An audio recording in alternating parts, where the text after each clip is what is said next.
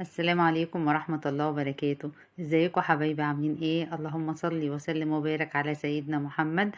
اهلا بيكم في مطبخ فوفا. النهاردة هنعمل وصفة جديدة من الفراخ. هعمل معاكم فراخ تكة بطريقة كده وتتبيلة بسيطة قوي. تدي طعم وطراوة كده للحم بتاع الفراخ ولمعان. اول حاجه احنا مكوناتنا بتبقى بسيطه. احنا بنجيب الفراخ طبعا، الفرخه بتاعتنا ومكوناتنا عباره عن مجموعه توابل كده.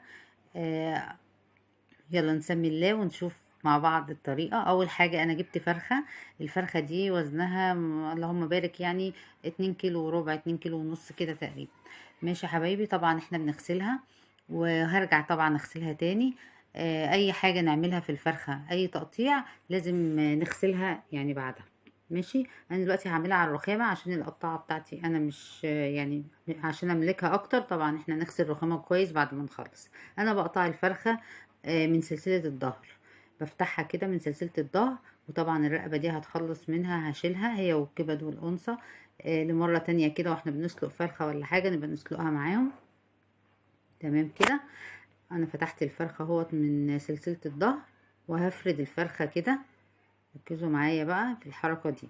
دلوقتي انا هفرد الفرخة كويس قوي، وهجيب اي حاجة تقيلة بقى، ايد هون، ايد سكينة تقيلة عندك، اي حاجة كده تفردي بيها، يعني الصدر بتاع الفرخة ده يبقى مفروض خالص. تمام كده. آه يعني العظم نكسره بمعنى اصح. تمام. زي ما انتوا شايفين، طبعا انا لسه هغسلها تاني وانقعها. انا بكسر العظم بتاعها. انا عايزه الصدر يفصل عن يعني تحس ان هو فاصل كده من العظم. تمام، انا مش هشيل العظم بس يعني احساس كده اللي هو يبقى فاصل من العظم. تمام، هي كده اهيت. طبعا انا هاخدها بقى، اغسلها بقى وانقعها.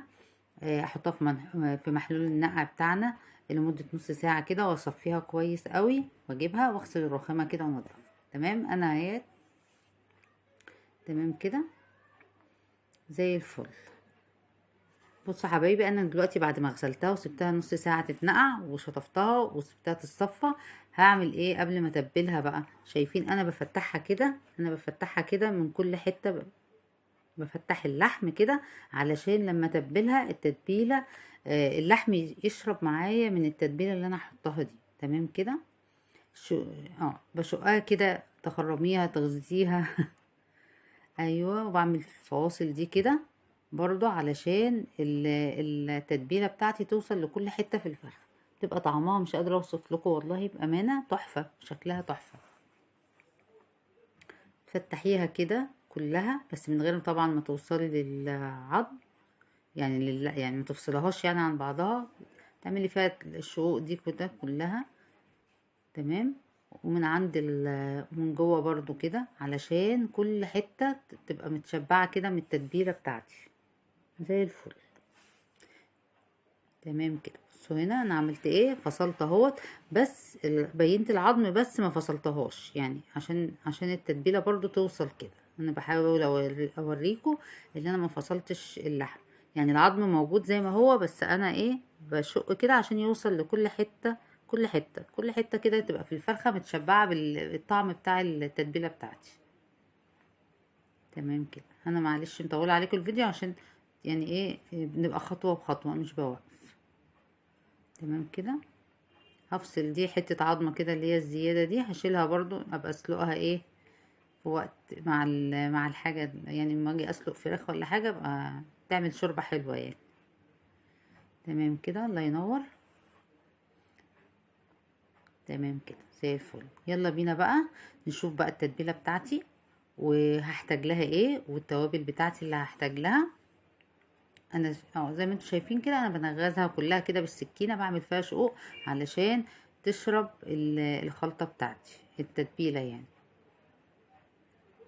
تمام كده، بعذبها معايا.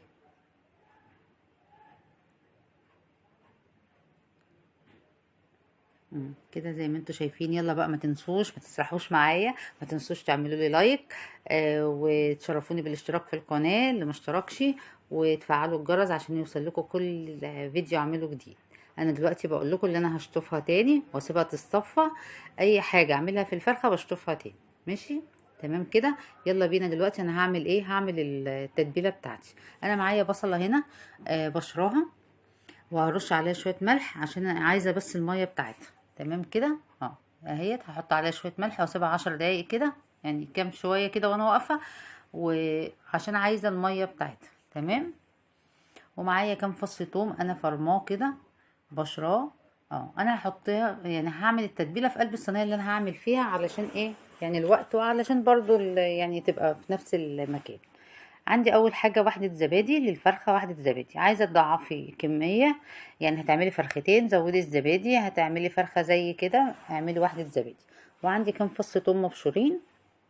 الزبادي هنا بتخلي الانسجه بتاعت اللحمه طريه وبتبقى حلوه او طريه من جوه كده وحلو. ماشي.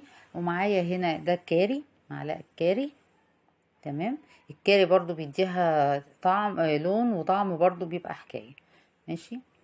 معايا هنا انا حطيت دلوقتي الزبادي والكاري والبابريكا.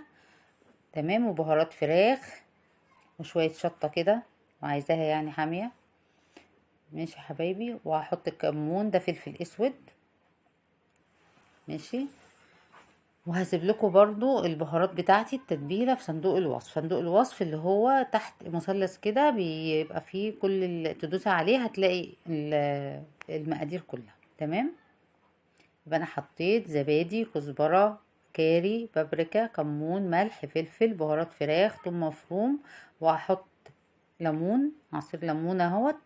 وهحط خل وزيت كده. ده عصير الليمون. ليمونة كبيرة كده حلوة. لو ليمون صغير حطي ليمونتين، والليمون بيدي طعم جميل برضو وريحة حلوة. تمام كده. تمام. ماشي يا حبايبي. وهحط بقى معايا خل. دلوقتي هحط مية البصل. اوعوا تنسوا اهيت. بحاول اللي ما ينزلش تفل مني عشان ما يتحرقش. لو نزل مش مشكلة. تحاولي بقدر الامكان كده ان انت تاخدي المية بتاعه البصل. تمام كده. تمام. والتفل عينيه برضه ينفع في اي حاجة تانية. حطيه في الفريزر كده في كيس وهيبقى زي الفل. تمام. وحطيت هنا الملح بتاعي. طبعا انت بتظبطي الملح. انا حطيت هنا حوالي نص معلقة كبيرة كده. وحطيت شوية سكر صغيرين كده عشان التسوية وبيدي لون برضه حلو. تمام. وهحط دلوقتي شوية زيت، وهحط ربع فنجان خل. الخل برضو بصوا بيدي طراوة برضو وبيخلي الطعم حلو برضو. الخل مفيد اوي في الحاجات اللي زي دي. وهحط برضو شوية زيت اهوت حوالي ربع فنجان. تمام كده. كل ده بقى هحمي بيه الفرخة. هتبل بقى الفرخة كده في كل حتة بقى فيها هحط فيها من التتبيلة دي. تمام كده.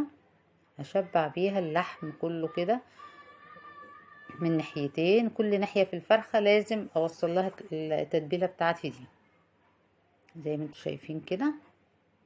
مية مية. مش قادرة اقول لكم ريحة التتبيلة بقى. التوابل دي مع مية البصل مع الخل مع الزيت مع الزبادي عاطية ريحة. والله كانت ريحة تحفة. والطعم طلع جميل اوي والله. تحفة. انا كده تبلتها مية مية. انت بقى لك مطلق الاختيار. دلوقتي انا يعني اقل حاجة تسيبيها بقى في التتبيلة دي ساعتين.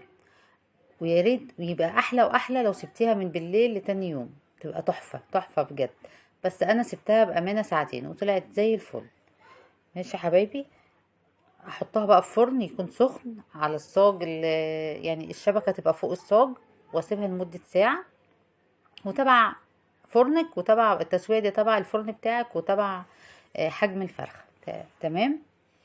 هي خدت معايا فعلا ساعة على اعلى درجة كده ولمدة ساعة.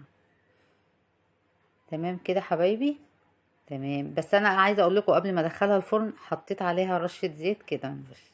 ودي شكلها بعد الساعه. ايه رايكم بقى؟ والله كانت تحفه ومستويه وزي الفل. يا ريت يا رب الطريقه ان شاء الله تعجبكم. ولو عجبتكم ان شاء الله ما تنسوش تشتركوا في القناة وتدوسوا لايك وتشيروا كتير لاصحابكم وحبايبكم في جروباتكم. ويا رب اكون ضيفة خفيفة على قلوبكم كده، واكون فدتكم باي حاجة ان شاء الله يعني كده. ونعمل مع بعض وصفات كتير قوي قوي قوي. الوصفات يعني اللي ما خلصتش، في عندي وصفات ياما ان شاء الله نفيد بعض باذن الله. وقولوا لي بقى ايه رايكم بقى في التعليقات. احلى فراخ تكه دي ولا ايه؟ الف هنا. يا رب اشوفكم ان شاء الله في فيديوهات تانية كتير. في حفظ الله، مع السلامه.